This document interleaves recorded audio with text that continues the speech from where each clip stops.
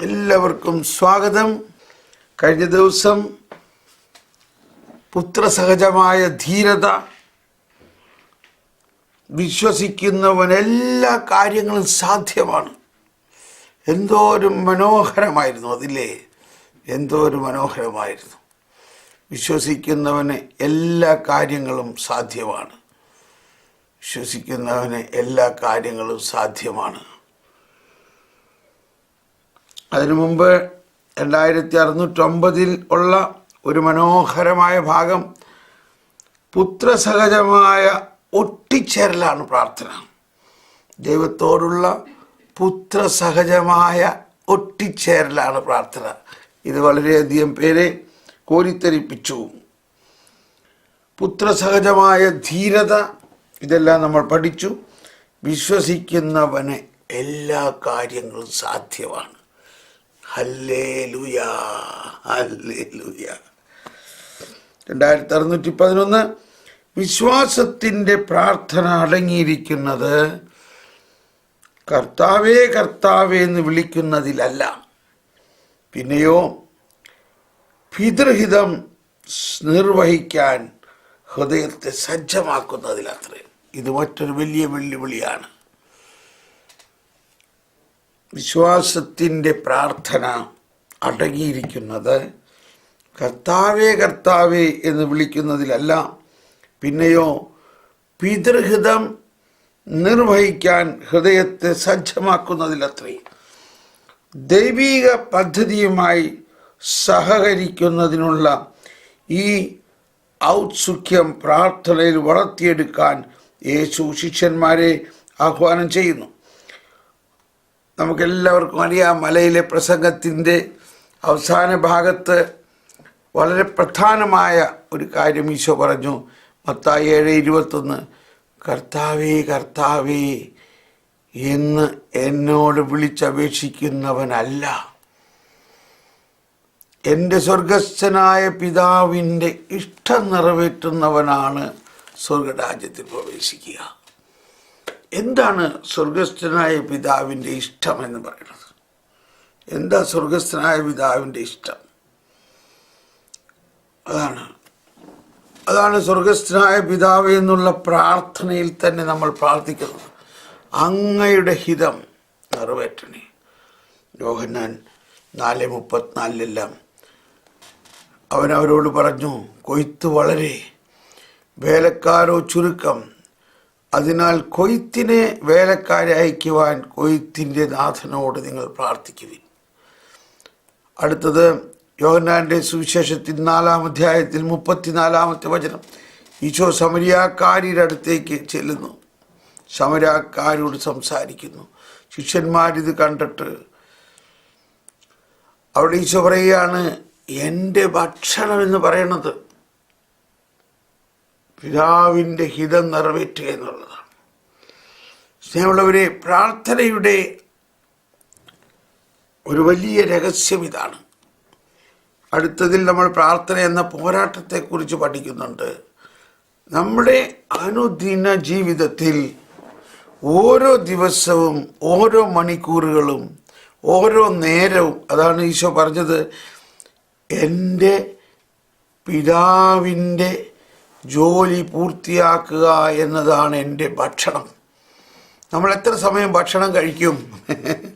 എൻ്റെ ഭക്ഷണം. അപ്പോൾ നമ്മൾ രാവിലെ ഭക്ഷണം കഴിക്കുന്നു, ഉച്ചയ്ക്ക് ഭക്ഷണം കഴിക്കുന്നു, 4 മണി നേരത്തെ ഒരു ചായയും കടിയും, പിന്നെ അത്താഴം കഴിക്കുന്നു. എൻ്റെ ഭക്ഷണം.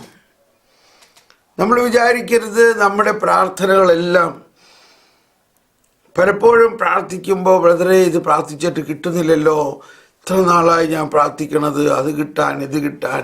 പക്ഷേ എന്തുകൊണ്ടാണ് കിട്ടാത്തത്? അത് ദൈവത്തിൻ്റെ ഹിതമാണോ? ദൈവത്തിൻ്റെ ഹിതമാണോ? അപ്പോൾ ഈ ദൈവഹിതം അറിയാതെ നമ്മുടെ ഹിതം അനുസരിച്ച് പ്രാർത്ഥിക്കുന്നതിൽ, പക്ഷെ ഇന്നലെ നമ്മൾ കേട്ടു, നിങ്ങൾ എന്ത് ചോദിച്ചാലും കിട്ടും, എന്ത് ചോദിച്ചാലും കിട്ടും. എന്തടിസ്ഥാനത്തിലാണ് എന്ത് ചോദിച്ചാലും കിട്ടുക എന്ന് പറയുന്നത്? വിശ്വസിക്കുന്നവന്.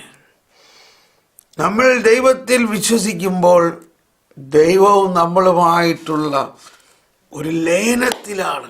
ലയനം അതാണ് നമ്മൾ 2609 പുത്രസഹജമായ ഒട്ടിച്ചേരലാണ് പ്രാർത്ഥന. ദൈവത്തോട് പുത്രസഹജമായ ഒട്ടിച്ചേരലാണ് പ്രാർത്ഥന. അതോടൊപ്പം പുത്രസഹജമായ ധീരതയാണ് അടുത്തതിൽ നമ്മൾ കണ്ടു. വിശ്വസിക്കുന്നവന് എല്ലാ കാര്യങ്ങളും സാധ്യമാണ്. അപ്പോൾ വിശ്വസിക്കുക എന്ന് പറയുമ്പോൾ തന്നെ ഈ ത്രിത്വൈക ദൈവത്തിൻ്റെ ആ പൂർണ്ണമായിട്ടുള്ള ഒന്നാകലിൽ നമ്മൾ വന്നു കഴിഞ്ഞാൽ പിന്നെ നമ്മുടെ ആത്മാവും നമ്മുടെ മനസ്സും നമ്മുടെ ചിന്തകളും ദൈവത്താൽ നയിക്കപ്പെടുന്ന ഒരു സംവിധാനമായി മാറണം. നമ്മൾ ദൈവത്തിൻ്റെ കയ്യിലെ ഒരു ഉപകരണമാണ്. കർത്താവ് നമ്മളെ കൊണ്ട് എന്തും ചെയ്യാനായിട്ടുള്ള ഒരു ഫ്രീഡം കർത്താവിനങ്ങ് കൊടുക്കുകയാണ് നമ്മൾ. കർത്താവിന് അങ്ങനെ ഒരാളെ കിട്ടിയ പിന്നെ പോരെ, പിന്നെ സഹനത്തിന് സഹനം, സന്തോഷത്തിന് സന്തോഷം, എന്തെല്ലാം കാര്യങ്ങളാണ് കർത്താവ് നമ്മളിലൂടെ ചെയ്യാൻ പോകുന്നതെന്നറിയോ. അതുകൊണ്ടാണ് യോഹന്നാൻ്റെ മത്തായിയുടെ സുവിശേഷത്തിൽ 5, 6, 7 അധ്യായങ്ങളിൽ ഈശോ മലയിലെ പ്രസംഗത്തിൽ ഒരുപാട് കാര്യങ്ങൾ പഠിപ്പിച്ചിട്ട് അവസാനം 2 കാര്യം പ്രത്യേകം എടുത്ത് പറയുകയാണ്. അതിനെ സമാഹരിക്കുന്നത്, അതിനെ സാംശീകരിച്ചുകൊണ്ട് പറയാണ്, കർത്താവേ കർത്താവേ എന്ന് വിളിക്കുന്നവനല്ല, എൻ്റെ പിതാവിൻ്റെ ഹിതം. അപ്പോൾ ഇതാണ് എല്ലാവർക്കും ഉള്ളൊരു ബുദ്ധിമുട്ട്. എല്ലാവരും ചോദിക്കേണ്ട, കർത്താവ് എങ്ങനെയാണ് ഈ ദൈവഹിതം എന്തെന്ന് നമ്മൾ അറിയുക? അതിന് മറ്റൊരു വാക്ക് ഡിസേൺമെൻ്റ് എന്ന് പറയും. ഒരു വിവേചനം ഉണ്ടാകണം. ആ വിവേചനം നൽകുന്നതും പരിശുദ്ധാത്മാവിൻ്റെ പ്രവർത്തനമാണ്. ജ്ഞാനം വേണം. 7:21 ശേഷം മത്തായി 7:24 പറയുന്നുണ്ട്, എൻ്റെ ഈ വചസ്സുകൾ കേട്ട് അത് അനുസരിക്കുന്നവൻ പാറമേൽ ഭവനം പണിത വിവേകവതിയായ ഒരു മനുഷ്യന് സദൃശ്യനാണ്. കണ്ടോ? പാറമേൽ ഭവനം പണിത വിവേകവതിയായ മനുഷ്യനാണെന്നല്ല അവിടെ പറയുന്നത്. പാറമേൽ ഭവനം പണിത വിവേകവതിയായ മനുഷ്യന് സദൃശ്യനാണ്. അതേത് മനുഷ്യനാ? അത് കർത്താവ് ഈശോ മിശിഹായാണ്. അപ്പോൾ ഈശോ മിശിഹയെ പോലെ തന്നെ വിവേകമുള്ളവനാകണം നമ്മൾ. എൻ്റെ ഈ വചനങ്ങൾ ശ്രവിക്കുകയും അവ അനുസരിക്കുകയും ചെയ്യുന്നവൻ, കണ്ടോ, പാറമേൽ, ശ്രദ്ധിച്ചെല്ലാവരും, ഭവനം പണിത വിവേകവതിയായ മനുഷ്യനാണെന്ന് പറയുന്നില്ല അവിടെ. ആ മനുഷ്യന് തുല്യനായിരിക്കും. അപ്പം അതേത് മനുഷ്യനാ? അത് ഈശോ മിശിഹായാണ്. അപ്പോൾ ഇത് രണ്ടും, ആദ്യം പറഞ്ഞതും രണ്ടാമത് പറഞ്ഞതും ഒന്ന് തന്നെയാണ്. കർത്താവേ കർത്താവേ എന്ന് വിളിക്കുന്നവനല്ല, എൻ്റെ പിതാവിൻ്റെ ഹിതം നിറവേറ്റുന്നവനാണ് ദൈവരാജ്യത്തിൽ പ്രവേശിക്കുക. അപ്പോൾ ദൈവത്തിൻ്റെ ഹിതത്തിന് നമ്മൾ വിട്ടുകൊടുക്കുന്നത് ഒരു ഭാരമായിട്ട് കണക്കാക്കരുത്, മറിച്ച് അതാണ് എളുപ്പം. അതുകൊണ്ടാണ് ഈശോ പറഞ്ഞത്, എൻ്റെ അടുക്കൽ വരുവിൻ, അധ്വാനിക്കുന്നവരും ഭാരം ചുമക്കുന്നവരും എൻ്റെ അടുക്കൽ വരുവിൻ. എന്താ നിങ്ങളുടെ ഭാരം? നിങ്ങൾ തന്നെത്താൻ ചുമക്കുകയാണ്, നിങ്ങൾ തന്നെത്താൻ പദ്ധതി ഇടുകയാണ്, എന്നിട്ട് എന്നോട് പറയുകയാണ് ഇതെന്നെ സഹായിക്കാൻ. മറിച്ച് എൻ്റെ നുകം വഹിക്കുവിൻ, എന്നിൽ നിന്ന് പഠിക്കുവിൻ. അപ്പോൾ സ്വർഗസ്ഥനായ പിതാവേ എന്നുള്ള പ്രാർത്ഥനയുടെ മൂന്നാമത്തെ സ്റ്റെപ്പ് എന്താ? 3 സ്റ്റെപ്പുകൾ. അങ്ങയുടെ നാമം പൂജിതമാകണമേ, അങ്ങയുടെ രാജ്യം വരണമേ, പിന്നെ അടുത്തത് എന്താ? അങ്ങയുടെ ഹിതം സ്വർഗത്തിലെ പോലെ എന്നിലാകണേ. നമ്മൾ പ്രാർത്ഥിക്കുമ്പോഴെല്ലാം നമ്മൾക്ക് താങ്ങാൻ പറ്റാത്ത വലിയ ഒരു ഭാരം എടുത്തുകൊണ്ടല്ല പ്രാർത്ഥിക്കേണ്ടത്. ദൈവം നമ്മൾക്ക് എന്താണ് നൽകിയിരിക്കുന്നത് അതെടുക്കാൻ വേണ്ടി പ്രാർത്ഥിക്കണം. ദൈവം നമുക്ക് എന്താണ് നൽകിക്കൊണ്ടിരിക്കുന്നത്? ദൈവം നമ്മളിൽ വലിയ കാര്യങ്ങൾ ചെയ്തുകൊണ്ടിരിക്കുന്നുണ്ട്. പക്ഷെ അതെല്ലാം നമ്മൾ കാണുന്നില്ല. ചെയ്തുകൊണ്ടിരിക്കുന്നുണ്ടെങ്കിൽ നമ്മളത് അറിയുന്നില്ല. നമ്മുടെ അതെന്താ ചെയ്യാത്തത്? ഞാൻ അത് ചെയ്യണമെന്നല്ലേ പ്രാർത്ഥിച്ചത്, ഞാൻ അത് ചെയ്യാൻ വേണ്ടിയല്ല ഇത്രയും നാൾ പ്രാർത്ഥിച്ചത്, എന്നിട്ട് അതെന്തുകൊണ്ടാണ് നടക്കാത്തത്? ഞാൻ ഇത് ഇത്രയും നാൾ പ്രാർത്ഥിച്ചിട്ട് നടക്കുന്നില്ലല്ലോ. പക്ഷേ നമ്മളിലൂടെ നടന്നുകൊണ്ടിരിക്കുന്നത്, ദൈവം ചെയ്തുകൊണ്ടിരിക്കുന്നത്, ദൈവത്തിൻ്റെ വിസ്മരണീയമായ കാര്യങ്ങൾ നമ്മളിലൂടെ നടന്നുകൊണ്ടിരിക്കുന്നത് ദൈവഹിതമാണ്. അതാണ് ദൈവഹിതം.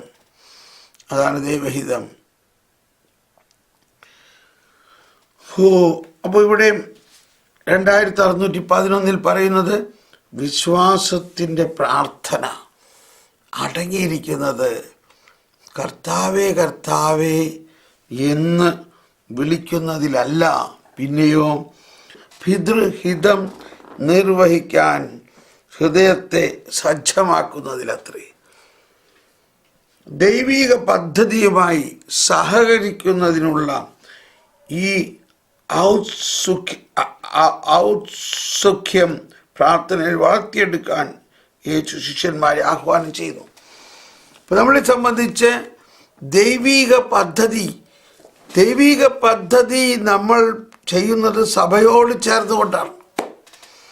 നമ്മൾ ഒറ്റയ്ക്ക് ഒരു സാമ്രാജ്യം പടുത്തുയർത്താനല്ല കർത്താവ് നമ്മളെ അയച്ചിരിക്കുന്നത്. സഭയാകുന്ന തൻ്റെ ശരീരത്തിൻ്റെ ശാഖയായിട്ട് സഭയോട് ചേർന്ന് നിന്നുകൊണ്ട്, പരിശുദ്ധ പിതാവിനോട് ചേർന്ന് നിന്നുകൊണ്ട്, പരിശുദ്ധ പിതാവ് ഓരോ ദിവസവും നമുക്ക് നൽകുന്ന ആഹ്വാനങ്ങളും പരിശുദ്ധാത്മാവിൻ്റെ പ്രചോദനങ്ങളും നമ്മൾ സ്വീകരിക്കുന്നതിലാണ്. ദൈവിക പദ്ധതി, ദൈവത്തിൻ്റെ പദ്ധതി ഈ പ്രപഞ്ചത്തിലുള്ള എല്ലാ മനുഷ്യരും പുതിയ സൃഷ്ടിയായി മാറണം. അവർ ഈ ഭൂമുഖം മുഴുവനും നവീകരിക്കും വരണം. എല്ലാ മനുഷ്യരിലും സമാധാനം ഉണ്ടാകണം. ദൈവരാജ്യം സംസ്ഥാപിതമാകണം. ആ ദൈവരാജ്യ കേന്ദ്രീകൃതമായിട്ടുള്ളതാണ്. മത്തായിയുടെ സുവിശേഷത്തിൽ നമുക്ക് കാണാം, ഓരോ അധ്യായം എടുത്ത് നോക്കിയാൽ ഈശോന് ഒന്നേ പറയാനുള്ളൂ, ദൈവരാജ്യം ഇന്നതിന് സദൃശ്യമാണ്. ദൈവരാജ്യം ഒരുവൻ ഒരു ബീജം കുഴിച്ചിട്ടു, അവൻ ഉണരുന്നു, എന്നാൽ ദൈവരാജ്യം ഇതാ പൊട്ടി വളരുന്നു. എല്ലാം ദൈവരാജ്യ കേന്ദ്രീകൃതമാണ്. 2257 ഇതിൻ്റെ മാർജിനിൽ പറയുന്നത്, മറ്റുള്ളവരെ തെറ്റിലേക്ക് നയിക്കത്തക്ക വണ്ണം തൻ്റെ അധികാരം ഉപയോഗിക്കുന്ന ഏതൊരാളും ഉതപ്പിന് കുറ്റക്കാരനാകുകയും പ്രത്യക്ഷമായോ പരോക്ഷമായോ താൻ പ്രോത്സാഹിപ്പിച്ച തിന്മയ്ക്ക് ഉത്തരവാദിയാകുകയും ചെയ്യുന്നു. കണ്ടോ, ദൈവരാജ്യം സമാധാനത്തിൻ്റെ രാജ്യമാണ്. എല്ലാ മനുഷ്യരെയും സഹോദര തുല്യം സ്നേഹിക്കുകയും അതിനെതിരായിട്ട് നമ്മൾ എന്തെങ്കിലും ദൈവഹിതത്തിനെതിരായിട്ട്, ദൈവരാജ്യത്തിൻ്റെ സമാധാനത്തിനെതിരായിട്ട് നമ്മൾ ഗ്രൂപ്പുകൾ ഉണ്ടാക്കുകയും നമുക്ക് കിട്ടുന്ന പ്രൈവറ്റ് റെവലേഷനുകളോ നമുക്ക് കിട്ടുന്ന ബോധ്യങ്ങളോ അവരെ അടിച്ചേൽപ്പിച്ചുകൊണ്ട് അങ്ങനെയെല്ലാം ചെയ്യുന്നത് വലിയ തെറ്റാണ്. എന്താ അവിടെ പറയുന്നത്? മറ്റുള്ളവരെ തെറ്റിലേക്ക് നയിക്കത്തക്കവണ്ണം തൻ്റെ അധികാരം ഉപയോഗിക്കുന്ന ഏതൊരാളും ഉതപ്പിനെ കുറ്റക്കാരനാകുകയും പ്രത്യക്ഷമായോ പരോക്ഷമായോ താൻ പ്രോത്സാഹിപ്പിച്ച തിന്മയ്ക്ക് ഉത്തരവാദിയാകുകയും ചെയ്യുന്നു. ഇനി പറയാൻ പോണത് വളരെ കഠിനമായൊരു കാര്യമാണ്. പേടിക്കണ്ട, ശ്രദ്ധിക്കണം. ഇത് ശ്രദ്ധിക്കാൻ വേണ്ടിയിട്ടാണ്. ദുഷ്പ്രേരണകൾ ഉണ്ടാകാതിരിക്കുക അസാധ്യം. എന്നാൽ ആര് മൂലം അവ ഉണ്ടാകുന്നുവോ അവന് ദുരിതം.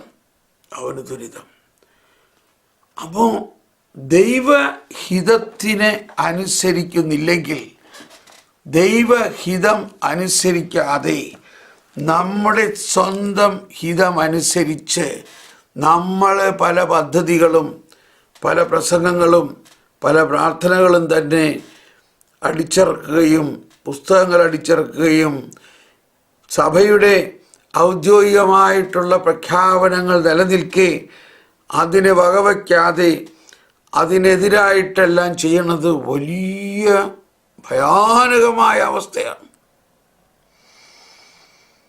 അതാണ് അവൻ ശിഷ്യരോട് പറഞ്ഞു, ദുഷ്പ്രേരണകൾ ഉണ്ടാകാതിരിക്കുക സാധ്യം. എന്നാൽ ആര് മൂലം അവ ഉണ്ടാകുന്നുവോ അവന് ദുരിതം.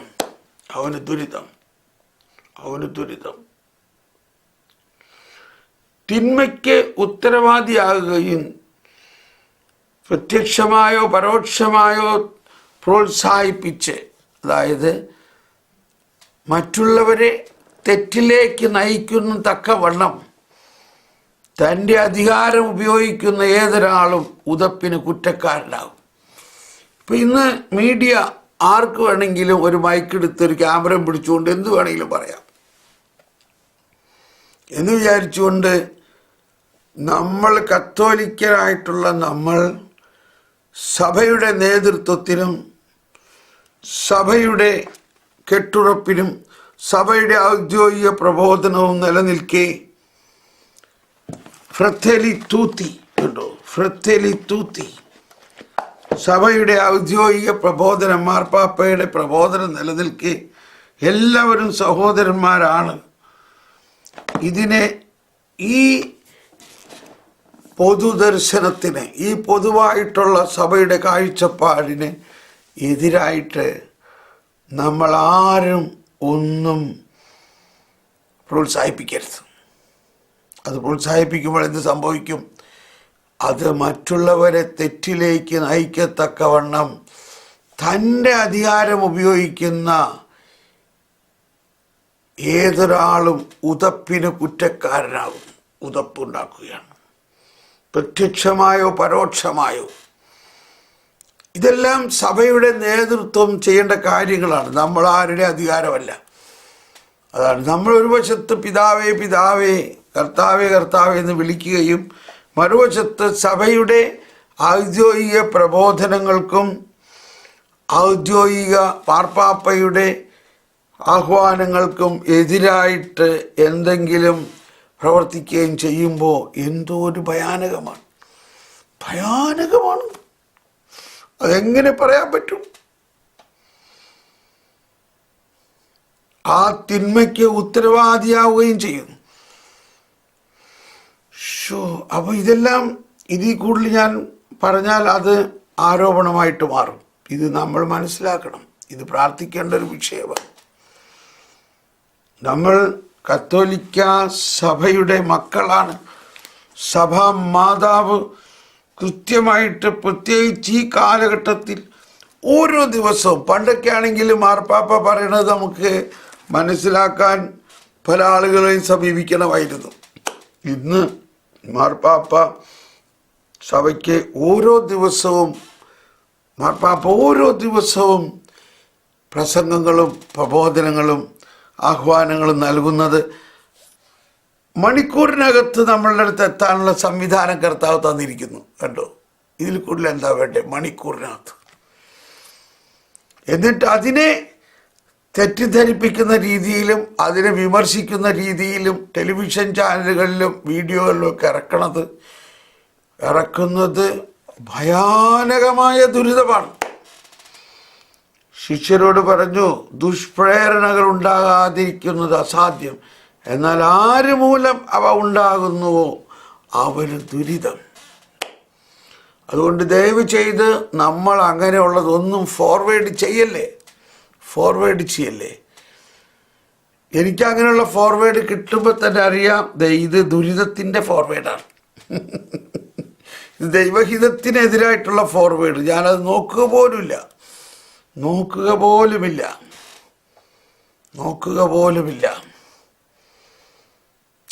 അതിനാണ് വിവേചനം എന്ന് പറയുന്നത്. അതാണ് വിവേചനം. നമ്മൾ ഈ ലോകത്തിലെല്ലാവരും അയക്കണമെന്നും കാണാനും വായിക്കാനും ആവശ്യമില്ല. നമുക്ക് കർത്താവ് പരിശുദ്ധ പിതാവിലൂടെയും സഭയിലൂടെയും നൽകുന്ന പ്രബോധനങ്ങളും അത് ഓൾറെഡി നമ്മൾ പഠിച്ചുകൊണ്ടിരിക്കുന്നുണ്ട്. ഈ പ്രബോധനങ്ങൾ അനുസരിച്ച് നമ്മൾ ദൈവരാജ്യ കേന്ദ്രീകൃതമായിട്ട് പ്രാർത്ഥിക്കണം. അപ്പോൾ ഇപ്പോൾ പറഞ്ഞു വന്നപ്പോൾ ഭയങ്കര സീരിയസ് ആയിട്ടൊരു കാര്യമാണ് ഇല്ലേ? വളരെ സീരിയസ് ആയിട്ടുള്ള കാര്യമാണ്. അതുകൊണ്ട് അതിൽ നിന്നും പോയി ചാടാതെ, അങ്ങനെയുള്ള ഗ്രൂപ്പുകളുമായിട്ട് സമ്പർക്കമില്ലാതെ, ആ ഗ്രൂപ്പുകളിൽ നിന്നും ഉണ്ടെങ്കിൽ തന്നെ അതിൽ നിന്ന് വിട്ടിട്ട് നമ്മൾ സമാധാനത്തിൻ്റെ സന്ദേശവാഹകരാകുക. ഫ്രാൻസിസ് അസീസിയുടെ ഏറ്റവും വലിയ പ്രാർത്ഥനയാണ്, ദൈവമേ എന്നെ അങ്ങയുടെ സമാധാനത്തിൻ്റെ ഒരു ചാനലാക്കുക. Lord make me a channel of your peace. ഇപ്പോൾ മലയാളത്തിൽ കൊടുത്തിരിക്കുന്നത് 2257 കണ്ടോ. എന്നാൽ ഇംഗ്ലീഷിൽ ഒരു 2827. ദൈവഹിതം നിറവേറ്റുന്നവനെ അവിടുന്ന് ശ്രമിക്കുന്നു. ഇത്തരത്തിലുള്ളതാണ് തൻ്റെ നാഥൻ്റെ നാമത്തിനുള്ള, പ്രത്യേകിച്ച് കുർബാനയിലുള്ള സഭയുടെ പ്രാർത്ഥനയുടെ ശക്തി. ഇതേറ്റവും പരിശുദ്ധ ദൈവമാതാവിൻ്റെ മധ്യസ്ഥത്തോടും കർത്താവിൻ്റെ ഹിതത്തിന് പരിശുദ്ധമായതൊന്നും ആഗ്രഹിക്കാത്തതിനാൽ അവിടത്തേക്ക് പ്രീതിയുള്ളവരായത് സർവ്വവിശുദ്ധരോടുമുള്ള ഐക്യപ്പെടലാണ്. ഓക്കെ, അപ്പോൾ നമ്മൾ മുന്നോട്ട് പോകുന്നു. ഇനി 2612 വരുന്നു. 2612 യേശുവിൽ ദൈവരാജ്യം സമീപസ്ഥമായിരിക്കുന്നു. Praise the Lord. ഇപ്പോൾ നമ്മൾ നേരത്തെ പറഞ്ഞതിൻ്റെ കണ്ടിന്യൂഷനാണ്. ഈശോ, ഞാൻ പറഞ്ഞു, എല്ലാം ദൈവരാജ്യ കേന്ദ്രീകൃതമായിട്ടാണ്. ദൈവരാജ്യം എന്താ?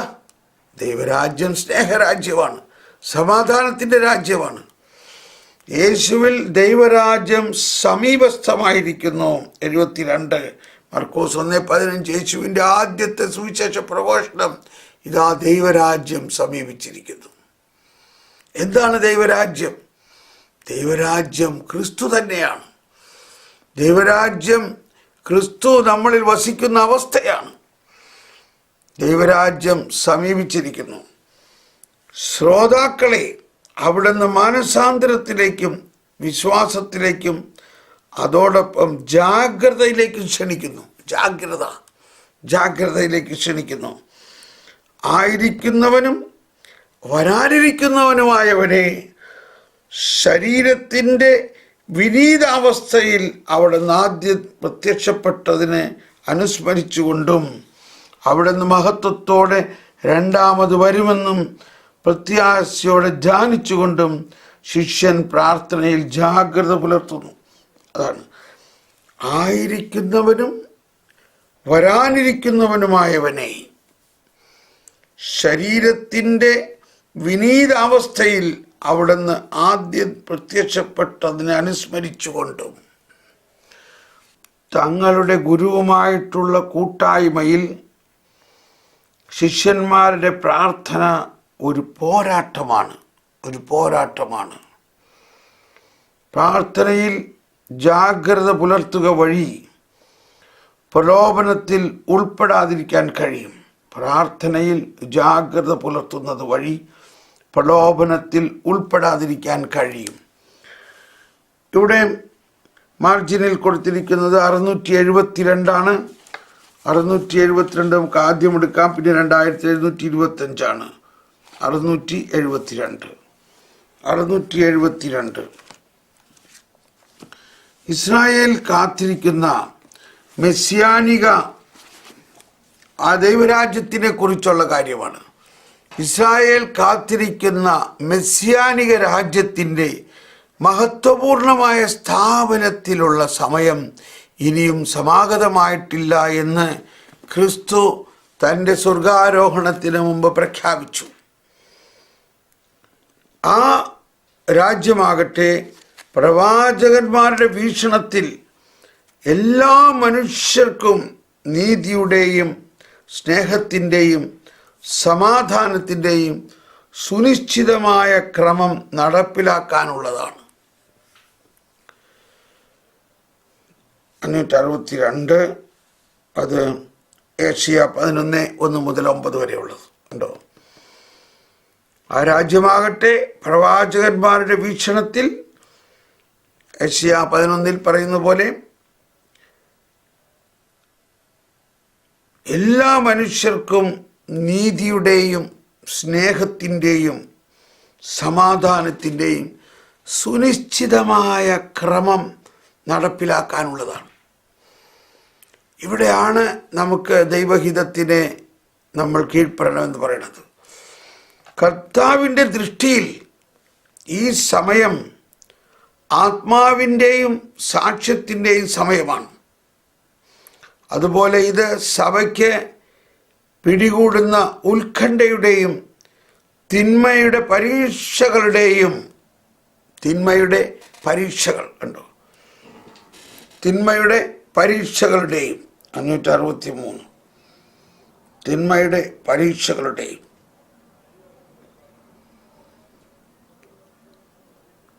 സമയമാണ്. അവസാന നാളുകളുടെ ഞെരുക്കങ്ങളുടെ തുടക്കത്തിൻ്റെയും സമയമാണ്. ഈ കാത്തിരിപ്പിൻ്റെയും ജാഗ്രതയുടെയും സമയമാണിത്.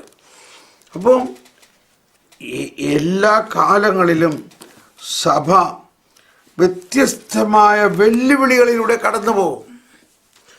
അവിടെ നമ്മൾ ഒരാളുടെയും ഭാഗം ചേർന്ന് നിൽക്കുകയല്ല വേണ്ടത്.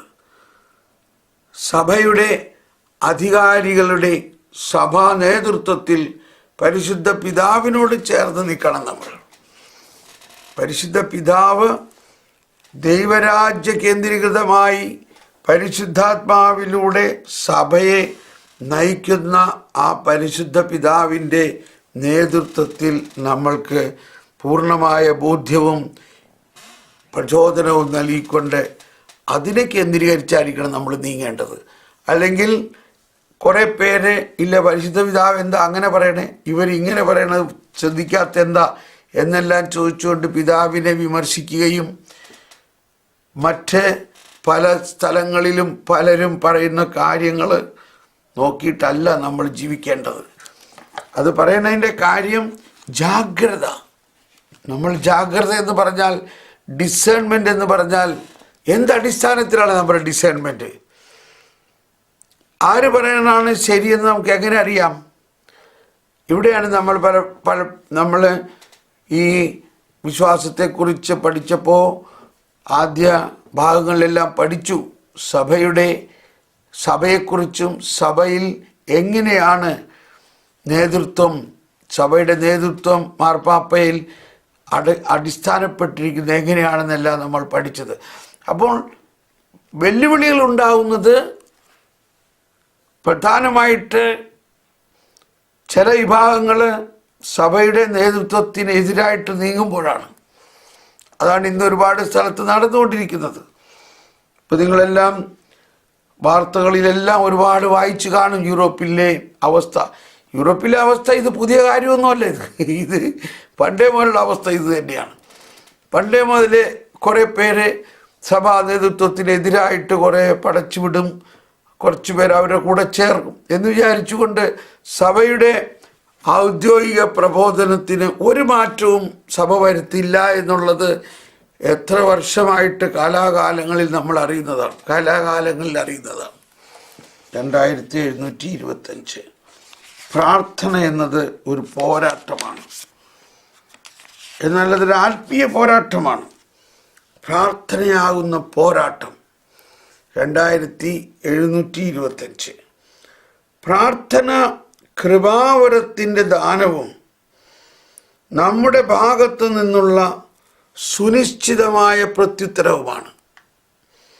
പരിശ്രമം എപ്പോഴും അതിൻ്റെ മുൻവ്യവസ്ഥയാണ്.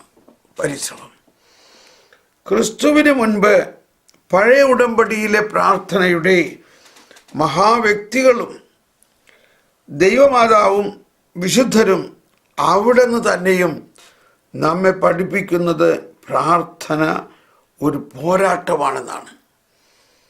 ആർക്കെതിരെ? നമുക്ക് തന്നെയും. അതാണ് മനുഷ്യനെ പ്രാർത്ഥനയിൽ നിന്നും ദൈവവുമായുള്ള ഐക്യത്തിൽ നിന്നും അകറ്റാൻ പരമാവധി പരിശ്രമിക്കുന്ന പരീക്ഷകന്റെ കുതന്ത്രങ്ങൾക്കെതിരെ ഒരാൾ എങ്ങനെ ജീവിക്കുന്നുവോ, ഓക്കെ, അവിടെ ആ സെന്റൻസ് അവസാനിച്ചു. ആർക്കെതിരെ? നമുക്ക് തന്നെയും. മനുഷ്യനെ പ്രാർത്ഥനയിൽ നിന്നും ദൈവവുമായുള്ള ഐക്യത്തിൽ നിന്നും അകറ്റാൻ പരമാവധി ശ്രമിക്കുന്ന പരീക്ഷകന്റെ കുതന്ത്രങ്ങൾക്കും എതിരെ. അതാണ് പരീക്ഷകന്റെ കുതം. 3 കാര്യങ്ങളാണ്. ഒന്ന്, നമുക്കെതിരെ, നമുക്ക് തന്നെയും മനുഷ്യനെ പ്രാർത്ഥനയിൽ നിന്നും ദൈവവുമായുള്ള ഐക്യത്തിൽ നിന്നും അകറ്റാൻ പരമാവധി ശ്രമിക്കുന്ന പരീക്ഷകന്റെ കുതന്ത്രങ്ങൾക്കെതിരെ. ഇവിടെയാണ് നമ്മൾ മനസ്സിലാകാതെ തന്നെ, നമ്മൾ അറിയാതെ തന്നെ ഒരുപാട് മാനുഷിക ബോധ്യങ്ങളാണ് പലരും പ്രചരിപ്പിക്കുന്നത്. ദൈവത്തിൻ്റെ ഹിതമോ ദൈവത്തിൻ്റെ വചനത്തിൻ്റെയോ ഒരു ഡിസൈൻമെൻ്റ്, ഒരു വിവേചനമില്ലാതെ മാനുഷികമായ ബോധ്യം. ഇപ്പോൾ പത്രോസ്, ഈശോ പറഞ്ഞു, ഞാൻ ആരാണെന്നാ എല്ലാവരും പറയണേ. നമ്മൾ കേട്ടു. ഈശോ പത്രോസ് പറഞ്ഞു, അങ്ങ് ജീവിക്കുന്ന ദൈവത്തിൻ്റെ പുത്രനായ മിശിഹായാവുന്നു. Good, very good. ഇത് പറഞ്ഞ സമയത്ത് പത്രോസിൽ ദൈവ ആവിഷ്കരണം നടക്കുകയാണ്. ദൈവത്തിൻ്റെ ഹിതമാണ് പത്രോസ് അത് പറഞ്ഞത്. കണ്ടോ, ദൈവം ഒരു കാര്യം വെളിപ്പെടുത്തി കൊടുത്തതാണ് പറഞ്ഞത്. പക്ഷെ ആ സമയം കഴിഞ്ഞപ്പോൾ ആ വെളിപാട് പോയി. പിന്നെ പത്രോസ് സാധാരണ മനുഷ്യനാണ്. അതാണ് അടുത്തെന്നിട്ട് ഈശോ പറഞ്ഞു, നിങ്ങൾ ഇതാരോടും പറയരുത്, എനിക്ക് ജെറൂസലേമിലേക്ക് പോകണം, അവിടെ മനുഷ്യപുത്രൻ പാപികളുടെ കരങ്ങളിൽ ഏൽപ്പിക്കപ്പെടും, അവർ അവനെ പീഡിപ്പിക്കും, അവർ അവനെ ക്രൂശിക്കും, എന്നാൽ അവൻ 3-ാം ദിവസം ഉയർത്തെഴുന്നേക്കും. ഇത് കേട്ടപ്പോൾ പത്രോസിന് ചങ്കിൽ വേദന വന്നു. ശോ, അങ്ങയെ പീഡിപ്പിക്കുന്നോ, അങ്ങയെ പീഡിപ്പിക്കുന്നോ, എന്ത് പറയണേ എൻ്റെ ഈശോയെ, അങ്ങനെയാണെങ്കിൽ അങ്ങ് പോകണ്ട. ഭയങ്കര സ്നേഹമല്ലേ. കണ്ടോ, പോരാട്ടം. ഉടനെ കർത്താവ് പറയാണ്, സാത്താനെ എൻ്റെ പുറകെ പോതി, നീ മുന്നോട്ട് വരല്ലേ. എന്താ സാത്താൻ അവിടെ? എന്താണ് അവിടുത്തെ സാത്താൻ? അവിടുത്തെ സാത്താൻ എന്താ? കർത്താവ് പറയാണ്, നിന്റെ ചിന്ത മാനുഷികമാണ്, ദൈവികമല്ല. കണ്ടോ, നിന്റെ മാനുഷിക ചിന്തയാണ് നീ പറഞ്ഞത്. അങ്ങ് കഷ്ടപ്പെടണ്ട, അങ്ങ് അവിടെ പോകണ്ട, അങ്ങ് പീഡ അനുഭവിക്കണ്ട എന്ന് പറയണത് നിന്റെ മാനുഷിക. അപ്പം അവിടെ എന്താണ് പൈശാചികത? മനുഷ്യൻ്റെ ചിന്ത. ഒന്നാലോചിച്ച് നോക്കിയേ, നമ്മൾ ഇങ്ങനെയൊരു അവസ്ഥയിലാണ്. നമ്മളെല്ലാവരും ഭൂരിഭാഗം പേര് മാനുഷികമായാണ് ചിന്തിക്കുന്നത്. അതിനെ ഒരു നിമിഷം കർത്താവെ എന്താണ് അങ്ങ് ആഗ്രഹിക്കണേ എന്ന് കർത്താവ് നമ്മുടെ ഉള്ളിൽ വെളിപ്പെടുത്തുന്നത് വേണ്ടി നോക്കണം. ആ വെളിപാടിനെ കുറിച്ച് കർത്താവിനോട് ചോദിക്കണം. കർത്താവ് പരിശുദ്ധാത്മാവിലൂടെ നമ്മുടെ ഹൃദയത്തിലും വചനത്തിലൂടെ പറയുന്ന കാര്യങ്ങളുണ്ട്. അതിനെ നോക്കാതെ പെട്ടെന്ന് എടുത്ത് ഒറ്റയടിക്കുന്നത് അത് ശരിയല്ല കേട്ടോ, അത് ചെയ്യണ്ട, അങ്ങനെയാണെങ്കിൽ അത് ചെയ്യണ്ട, വിട്ടുകളയും. അപ്പോൾ വിവേചനത്തിൻ്റെ ഒരവസ്ഥയാണത്. കർത്താവേ കർത്താവേ എന്ന് വിളിക്കുന്നവരല്ല, ദൈവത്തിൻ്റെ ഹിതം നിറവേറ്റുക എന്ന് പറഞ്ഞാൽ ദൈവത്തിൻ്റെ ഹിതം നിറവേറ്റണത് കഷ്ടപ്പെടണം, സഹിക്കണം, സഹനത്തിലൂടെയാണ്. ഈശോ പറഞ്ഞത് എന്തും കൊണ്ട് എൻ്റെ പുറകെ വരാനാണ് പറഞ്ഞത്, എന്തെടുത്തുകൊണ്ട് പുറകെ വരാനാണ് പറഞ്ഞത്? എൻ്റെ ശിഷ്യനാകാൻ ആഗ്രഹിക്കുന്നവൻ സ്വയം പരിത്യജിക്കുക, നമ്പർ 1. രണ്ടാമത് സ്വന്തം കുരിശുമെടുത്ത് വരിക. ഇത് നല്ലൊരു വിവേചനമാണ്. കുരിശിനെ ഒഴിവാക്കുന്നത് എന്തും ദൈവത്തിൽ നിന്നല്ല. കണ്ടോ, കുരിശിനെ ഒഴിവാക്കുകയാണ് ഇപ്പോൾ പത്രോസ്. അതിനു മുമ്പ് ആദ്യം പറഞ്ഞത് സ്വയം പരിത്യജിക്കുക, നമ്മുടെ കാര്യത്തെ വിട്ടിട്ട് ദൈവത്തിന് ഒന്നാം സ്ഥാനം കൊടുക്കുക. അപ്പോൾ അതാണ് ഇവിടെ പറയുന്നത്. ആർക്കെതിരെ? നമുക്ക് തന്നെയും. മനുഷ്യനെ പ്രാർത്ഥനയിൽ നിന്നും ദൈവവുമായുള്ള ഐക്യത്തിൽ നിന്നും അകറ്റാൻ പരമാവധി ശ്രമിക്കുന്ന പരീക്ഷകന്റെ കുതന്ത്രങ്ങൾക്കെതിരെ. ഈ പരീക്ഷകൻ വരുന്നത് കൊമ്പൊന്നും വെച്ചുകൊണ്ടല്ല, മനുഷ്യന്റെ ചിന്തയിലാണ്. കണ്ടോ, നിന്റെ ചിന്ത മാനുഷികമാണ്. സാത്താനെ, അപ്പോൾ മാനുഷികമായി ചിന്തിക്കണത് തെറ്റാണോ? വലിയ തെറ്റാണ്. കാരണം ദൈവം മാമോദീസ സ്വീകരിച്ച്, സ്ഥൈര്യലേപനം സ്വീകരിച്ച്, വിശുദ്ധ കുർബാന സ്വീകരിച്ച് നമ്മൾ ഓരോരുത്തർക്കും നൽകിയിരിക്കുന്നത് ദൈവത്തെ പോലെ ചിന്തിക്കാനുള്ള കഴിവാണ്. ആ ദൈവത്തെ പോലെ ചിന്തിക്കാനുള്ള കഴിവ് വിട്ടിട്ട് മാനുഷികമായി ചിന്തിക്കുന്നു. ഇതാണ് 95% അല്ലെങ്കിൽ 99% ആൾക്കാർ, 99% ആൾക്കാരുടെ അവസ്ഥ. പിന്നെ എങ്ങനെ സഭ വലുതാവും? എല്ലാവരും അവനവൻ്റെ കാര്യം, അവനവൻ്റെ വീട്, അവനവൻ്റെ ഭാര്യയും പിള്ളേരും, അവൻ്റെ പുരയിടം, അതിന് സമൃദ്ധി ഉണ്ടാകുന്ന കാര്യങ്ങൾ ചിന്തിച്ചുകൊണ്ടിരിക്കാൻ അതാണോ ദൈവഹിതം? അതാണ് അതിൻ്റെ സമൃദ്ധിയും സാമ്പത്തിക അഭിവൃദ്ധിയും മാത്രം ചിന്തിക്കുകയാണെങ്കിൽ അതല്ലേ അല്ല. അതാണ് ദൈവരാജ്യത്തിന് വേണ്ടി സകലതും പരിത്യജിക്കാനാണ് ഈശോ പറഞ്ഞിരിക്കുന്നത്. ദൈവരാജ്യത്തിന് വേണ്ടി ഇതാ പത്രോസ് പറഞ്ഞു, ഞങ്ങൾ സകലതും വിട്ട് അങ്ങയുടെ പുറകെ വന്നിരിക്കുകയാണ്. അപ്പോൾ ഈശോ പറയാണ്, ദൈവരാജ്യത്തെ പ്രതി 18 ലൂക്ക 18:29 പറയാണ്, ദൈവരാജ്യത്തെ പ്രതി. യേശു സത്യമായി ഞാൻ നിങ്ങളോട് ദൈവരാജ്യത്തിന് വേണ്ടി. കണ്ടോ, ഈ വചനത്തിൽ നിൽക്കോ നമ്മൾ വീടിനെയോ ഭാര്യയെയോ സഹോദരന്മാരെയോ മാതാപിതാക്കളെയോ സന്താനങ്ങളെയോ ഉപേക്ഷിച്ചവരിൽ ആർക്കും ഇക്കാലത്ത് തന്നെ അവ അനേകം മടങ്ങ് ലഭിക്കാതിരിക്കയില്ല. വരാനിരിക്കുന്ന കാലത്ത് നിത്യജീവനും. ആരാണിതെല്ലാം ചെയ്യണത്? പറയും. ദൈവവിളി സ്വീകരിച്ചവർ പോലും, ജീവിതം മുഴുവനും കർത്താവിന് കാഴ്ചവെച്ചിട്ടുള്ള വൈദികരും സന്യസ്തരും പോലും ഇതിലല്ല നിൽക്കണത്. അവർ വീട്, അവരുടെ അപ്പൻ, അവരുടെ അമ്മ, അവരുടെ സഹോദരങ്ങൾ, അതിനു വേണ്ടിയാണ് പല കാര്യങ്ങളും ചെയ്യണത്. മിഷനെ പോയേക്കണവരാണ്. എന്നാൽ അവിടെ ഇരുന്ന് കഴിഞ്ഞാൽ വീട്ടിലെ കാര്യങ്ങളാണ് മുഴുവൻ നോക്കിക്കൊണ്ടിരിക്കണമെങ്കിൽ എന്തായിരിക്കും അവസ്ഥ? അതാണ് ഇന്നത്തെ സഭയുടെ അവസ്ഥ. ദൈവരാജ്യത്തിന് വേണ്ടി വീടിനെയോ ഭാര്യയെയോ സഹോദരന്മാരെയോ മാതാപിതാക്കളെയോ സന്താനങ്ങളെയോ ഉപേക്ഷിച്ചവരിൽ ആർക്കും ഇക്കാലത്ത് തന്നെ അവ അനേക മടങ്ങ് ലഭിക്കാതിരിക്കയില്ല. അപ്പം ഇതൊക്കെയാണ് ഈ ദൈവഹിതം എന്ന് പറയുന്നത്. പിതാവേ കർത്താവേ കർത്താവേ എന്ന് വിളിച്ചണെന്ന് കാര്യമില്ല. ഇത് സഹിക്കാനായിട്ടുള്ള, ഇത് വിവേചിക്കാനായിട്ടുള്ള സന്മനസ്സ് നമുക്കുണ്ടാകണം. അതാണ് പ്രാർത്ഥന. ഒരു പോരാട്ടമാണ്. എന്താ പോരാട്ടം? ആർക്കെതിരെ? നമുക്ക് തന്നെ.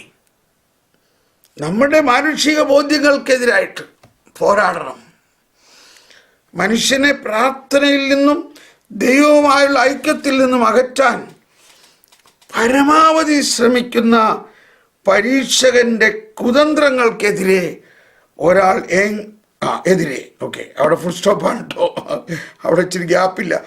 ഒരാൾ എങ്ങനെ ജീവിക്കുന്നുവോ അങ്ങനെ പ്രാർത്ഥിക്കുന്നു. Praise the Lord. എങ്ങനെ അയാൾ പ്രാർത്ഥിക്കുന്നുവോ അങ്ങനെ ജീവിക്കുന്നു. ഇത് ലെക്സ് ഒറാൻഡി ലെക്സ് ക്രെഡൻഡി എന്ന് പറഞ്ഞ പോലെ തന്നെയാണ്. ഒരാൾ എങ്ങനെ പ്രാർത്ഥിക്കുന്നു ജീവിക്കുന്നുവോ അങ്ങനെ പ്രാർത്ഥിക്കുന്നു. എന്തെന്നാൽ അയാൾ എങ്ങനെ പ്രാർത്ഥിക്കുന്നുവോ അങ്ങനെ ജീവിക്കുന്നു. ക്രിസ്തുവിൻ്റെ ആത്മാവിന് അനുസൃതമായി നിരന്തരം വ്യാപരിക്കാൻ നാം ആഗ്രഹിക്കുന്നില്ലെങ്കിൽ അവിടുത്തെ നാമത്തിൽ നിരന്തരം പ്രാർത്ഥിക്കാൻ നമുക്ക് സാധിക്കില്ല. നമുക്ക് പ്രാർത്ഥിക്കാൻ സാധിക്കാത്തതിൻ്റെ കാര്യം എന്താ? ക്രിസ്തുവിൻ്റെ ആത്മാവിന് അനുസൃതമായി നിരന്തരം വ്യാപരിക്കാൻ നാം ആഗ്രഹിക്കുന്നില്ലെങ്കിൽ. ഈശോ പ്രസംഗിച്ചുകൊണ്ടിരിക്കുമ്പോൾ ശിഷ്യന്മാർ വന്ന് പറഞ്ഞത്, അങ്ങയുടെ അമ്മയും സഹോദരന്മാരും അവിടെ വന്നിരിക്കണം. ഈശോ ഉടനെ നിർത്തിയിട്ട് അങ്ങോട്ട് പോയോ? ആരാണ് എൻ്റെ അമ്മ? ആരാണ് എൻ്റെ സഹോദരന്മാർ?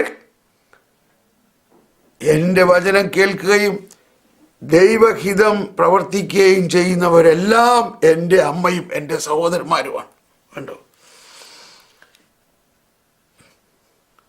ക്രൈസ്തവൻ്റെ നവജീവിതത്തിലെ ആധ്യാത്മിക സമരത്തെ പ്രാർത്ഥനയാകുന്ന പോരാട്ടത്തിൽ നിന്ന് വേർപെടുത്താനാവില്ല. പ്രാർത്ഥനയാകുന്ന പോരാട്ടം. വരുവിൻ, നമുക്ക് പ്രാർത്ഥിക്കാം.